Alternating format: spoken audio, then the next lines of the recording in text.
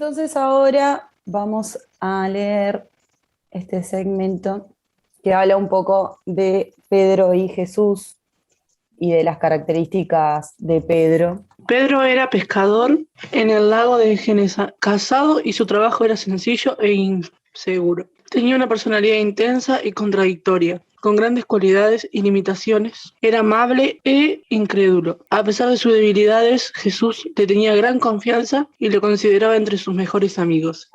El liderazgo de Pedro es claro. En toda la lista de los 12 aparece en primer lugar y fue el portavoz de los otros apóstoles. Su importancia radica en que Jesús le confiere el primado de la iglesia y le da poder de atar y desatar los pecados. Incluso después de que Pedro niega a Jesús en su pasión, Jesús siguió confiando en él. Después de la ascensión del Señor, Pedro ocupa el primer puesto entre los apóstoles y pronuncia el primer discurso evangelizador el día de Pentecostés, y a nombre de Jesús obra los primeros milagros. Más tarde, instruido por el Señor en una visión, admite a los paganos a la iglesia. Qué consolador y admirable es que Jesús escoja como el líder principal de la iglesia a un hombre con las características de Pedro.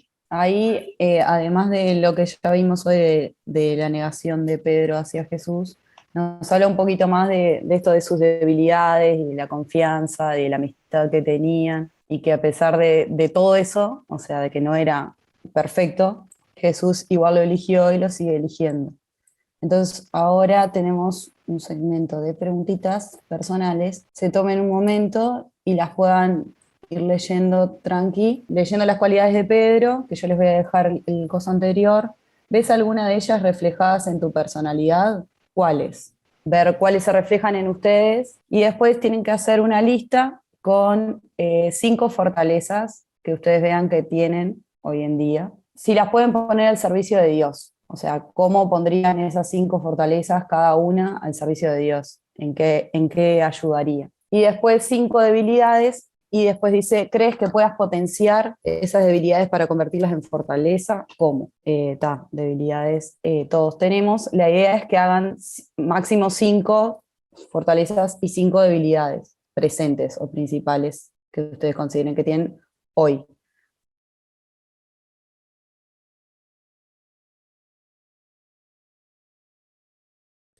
Vamos ahora a seguir con este bloque. Les voy a leer el Evangelio de Mateo, la confesión de Pedro. De camino hacia la región de Cesarea de Filipo, Jesús preguntó a sus discípulos, ¿quién dice la gente que es el Hijo del Hombre? Ellos le contestaron, unos que Juan el Bautista, otros que Elías, otros que Jeremías, o uno de los profetas. Jesús les preguntó, ¿y según ustedes quién soy yo? Simón Pedro respondió, tú eres el Mesías, el Hijo de Dios vivo.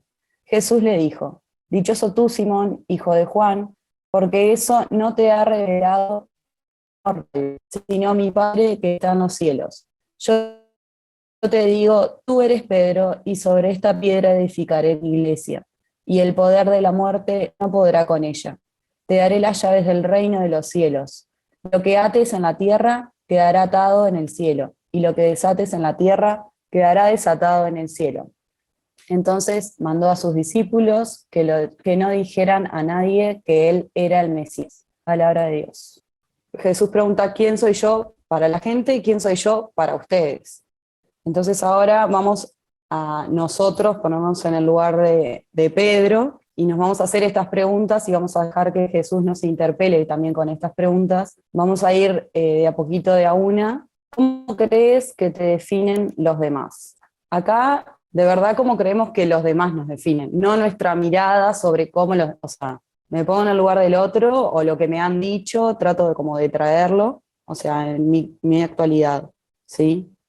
¿Cómo crees que te definen los demás? Los de tu entorno, los que te conocen, los que no te conocen, alguien que llega a tu vida y te ve. ¿Cómo crees, que te ven? ¿Cuál es la imagen que das? Viendo lo que transmites o lo que los demás ven en ti, ¿coincides con eso? ¿Quién dices tú que es Jesús cuando alguien te pregunta? ¿Cómo crees que te define Jesús ahora? ¿Te gustaría cambiar algo? a veces hacer este ejercicio de ver cómo nos está viendo Jesús hoy, que es la mirada más pura y más transparente, completa nuestra, que nos ve, como dijo Anita, con un amor totalmente puro, bueno y completo, que a veces nosotros no vemos las cosas que los demás ven en nosotros, entonces menos las que Jesús puede llegar a estar viendo a nosotros. Y cada tanto está bueno como pensar en eso y reconfortarse en eso de que Él nos ve siempre con esos ojos de amor. Y les voy a compartir esta oración. Estaría bueno que si anotaron algo lo tengan ahí como presente, todo esto de cómo se definió cada uno, cómo lo definen los demás, Jesús y demás. Dice: te invito a que entres en oración con Jesús, hablándole sobre quién crees que eres realmente, poniendo todas tus cualidades en sus manos para que pueda fortalecerte y otorgarte valor para poder manifestar todo lo bueno que tienes en tu corazón, para contagiar a los demás con la alegría de ser parte del reino de Dios. Al terminar, repite 2 veces esta sencilla pero poderosa oración: Señor, ayúdame a amar mis fortalezas y debilidades como tú las amas.